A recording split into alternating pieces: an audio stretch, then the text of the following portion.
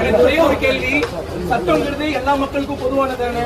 வாங்க இந்த ரோட்லயே நான் நிக்கிறேன், எத்தனை பேர் ஹெல்மெட் போடாம வராங்கன்னு பாருங்க, எத்தனை பேர் ட்ரங்க் அண்ட் ரைட்ல வராங்கன்னு பாருங்க.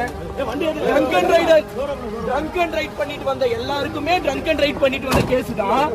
ஆனா போனு காதுல வச்சு பேசலையே, நான் ஸ்பீக்கர்ல தானே வச்சு பேசுறேன். ஆனா எனக்கு யாரோட உயிருக்கு நான் பங்கு விளைவிச்சேன். போர்ச்சே கார் எடுத்துட்டு 2 பேர் எனக்கு, நான் நீதித்துறையை தான் நம்பி இருக்கேன். இப்ப நீதிபதியை தான் பார்க்க போறேன். எனக்கான நீதி எனக்கு கிடைக்கணும். அப்ப எதுக்கு வளரணும்? ஒரு சின்ன 23 வயசு பையன் எந்த ஒரு பாக்கியம் இல்லாம